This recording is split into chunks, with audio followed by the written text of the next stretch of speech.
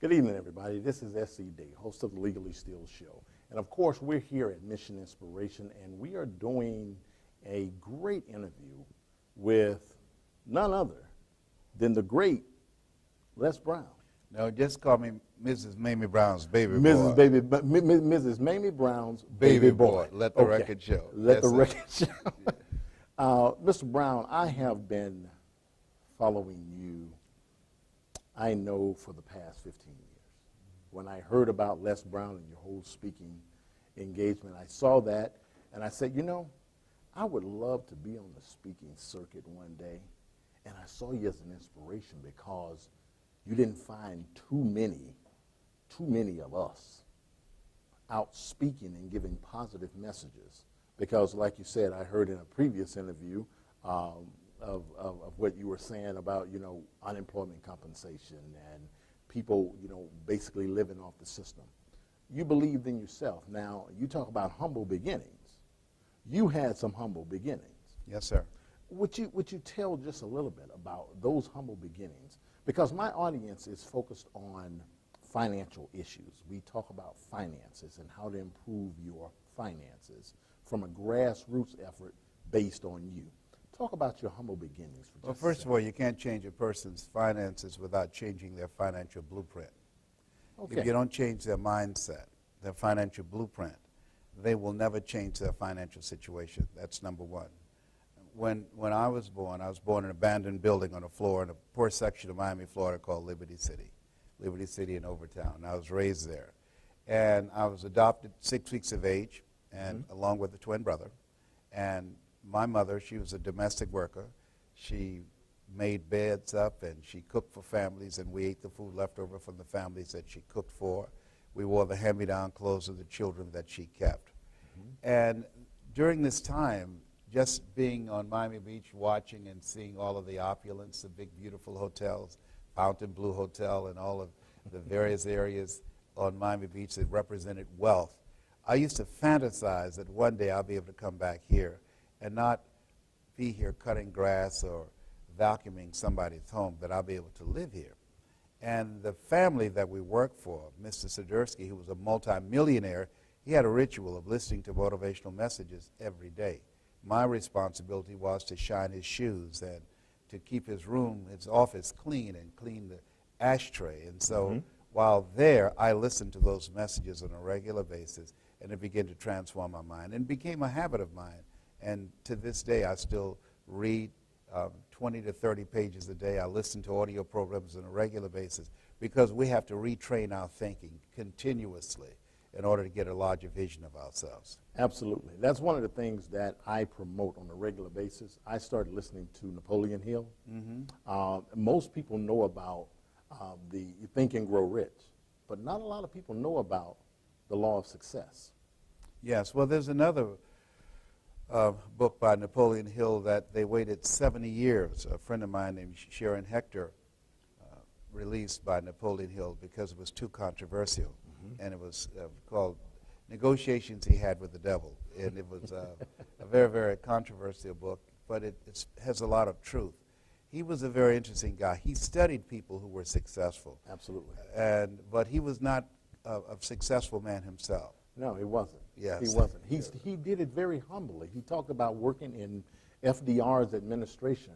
He called himself a dollar a year man.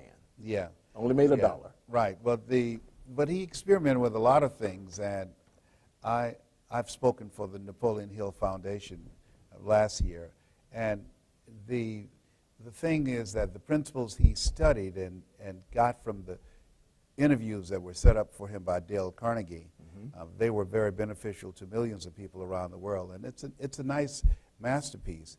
But there are things that we have to go through that he didn't have to go through, things that we have to do that will allow us to break through that he didn't have to go through. So when I came into this industry to establish myself as an intellectual resource, no college training, never worked for a major corporation, being labeled educable mental retarded in the 5th grade, put back in the 4th grade, failing again in the 8th grade at Booker T. Washington High School.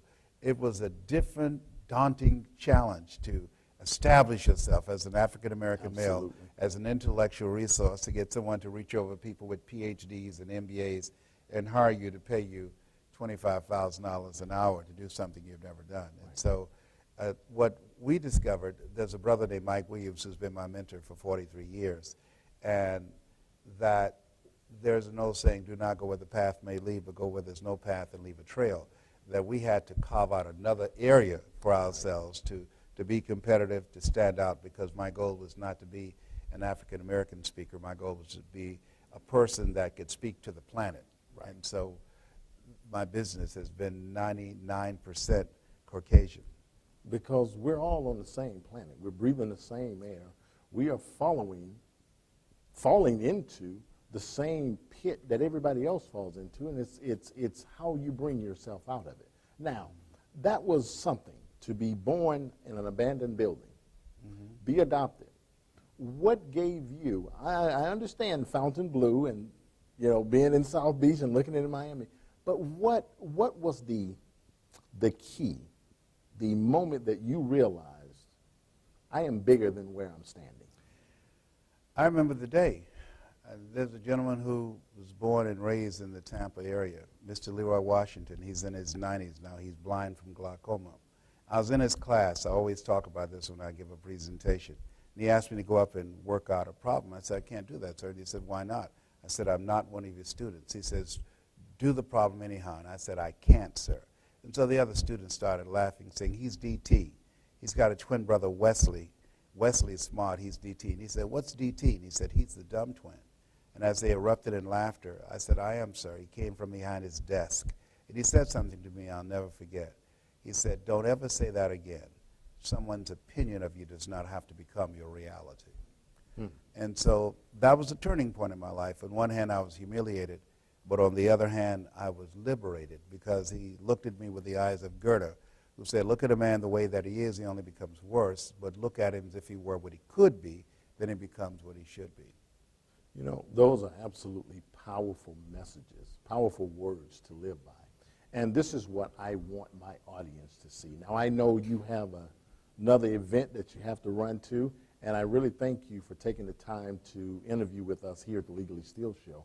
Your words of wisdom and inspiration will carry for many, many years. You know, here's the deal. We don't want to leave here. We want to stay here as long as we can, but when you do, I want your word to follow you just like a Napoleon Hill. Thank you, sir. Thank you, Mr. Brown. I appreciate you. I appreciate you. Thank you. Again, this is the Legally Steel Show. Stay tuned.